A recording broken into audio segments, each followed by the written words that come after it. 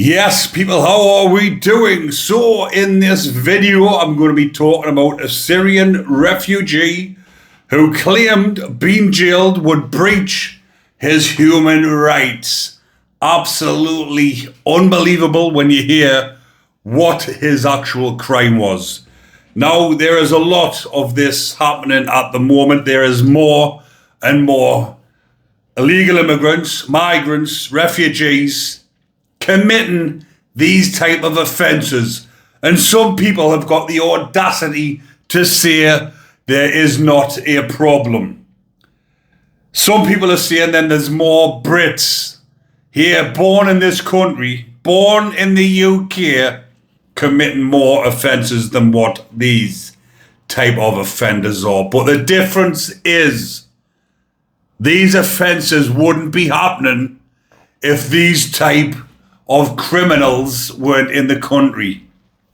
So Syrian refugee who assaulted a teenager before claiming being jailed would breach his human rights.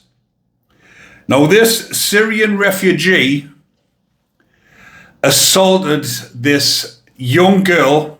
I'll have to be careful the way I word this, people. As you all well know, videos are being flagged up, channels are being taken down, so you have to be very professional, even though sometimes I want to speak my mind, but like I've said previously when I've done these videos and spoke my mind and said exactly what I think about these disgusting specimens, the channel gets flagged. So Hassan Abu Hela, 40, attacked a 19-year-old girl after finding her sitting alone on a curb in Weymouth in Dorset as she waited for her father to give her a lift home. This 19-year-old girl had been on a night out. She's obviously been separated from her friends. It was the early hours of the morning, and like a lot of teenage girls do, the father will say, "When you leave the club, give me a ring or ring me before you leave the club and I will come and pick you up and make sure that you get home safe." But the predator had been prowling around the streets in his car in the early hours of December the 18th, 2022, before he found this defenseless, drunk 19-year-old girl sitting on the side of a curb. He pulled over, didn't pretend he was helping her, sat down next to her, tried to pick her up, had his car door opened. I can't really say, like I say about flagging up, SA'd the young girl. Luckily, she wasn't so intoxicated that she couldn't scream and ask for help. He tried to bundle her into the back seat of his car. But obviously, members of the public intervened. Obviously, when he was trying to bundle her into the car, he was trying to bundle her into the car. This is where I'm getting at when I'm going to tell you about the sentence. He tried to bundle her in the car. Where inside of the car, when the police later looked in the car, they found a packet of Durex.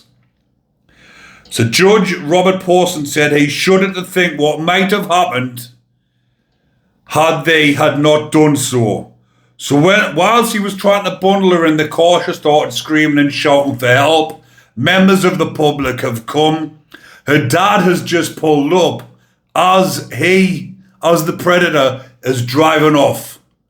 See what I mean by this as well? Imagine the father had turned up just as this was happening, and what could have happened, or what the father could have done to the predator.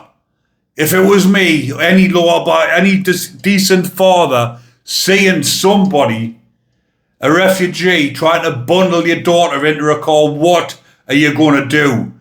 What is going to happen in a fit of rage and in a fit of anger? It would have been the father up on trial for whatever he's done to him for trying to drag his daughter in the car. So he jailed the married father of 4 for 2 years and 10 months. Hitler was also handed an S-harm prevention order for 6 years. Bournemouth Crown Court heard Hitler sought asylum in the UK in 2018 after fleeing Syria. He suffered from PTSD after being held in prison there and was tortured under the regime of former President Bashar al-Assad. But this is all his side of the story. This is what he's claiming for his defense. How do we actually know he was tortured off Assad? How do we not know he was in prison over there for committing these type of offences in his country? He was no longer wanted in his country. He was getting banished. So he sought asylum in the UK, where the UK is known for taking in predators, taking in people who are unvetted. And he was one of them. The Syrian refugee was granted leave to remain in the UK and settled in Weymouth with his wife, who supported him in court. She supported him in court and stood by him after she knew exactly what he had done. His defence counsel, Graham Gilbert, sought to claim that sending him to prison would violate his human rights. Mr. Gilbert argued the prison time had a severe and irreplaceable effect on his mental health. Further imprisonment would trigger his PTSD, a severe and chronic illness, and imprisonment would amount to a violation of his human rights. Hang on a second. If he had actually suffered this PTSD, he was afraid to go to prison, why on earth did he try to get a young, defenceless girl into his car after he had already essayed her? What a load of bullshit, if you ask me. But Judge Pawson luckily dismissed the arguments and described Hitler's actions as chilling. The court heard that during the early hours of December the 18th, Hitler had drove into Weymouth town centre with a packet of what I've just mentioned in his car, packet of protection in his car. He did 3 laps of the town, later claiming he was looking to buy cigarettes, when in fact he was targeting his victim. It was 3:25 in the morning when he spotted the teenager. He knew exactly what he was doing. But what would have happened if this teenager had gotten into the back of his car? This could have been a Wayne Couzens all over again, even though, yes, that was a police officer. But I mean, this could have been the same set of circumstances that could have happened afterwards. Once he'd had his wicked way with her, and he thought, oh, my PTSD is going to kick in if I go to prison. I best end the life so there's no witnesses. Nothing can take me back to prison. This is what could have happened.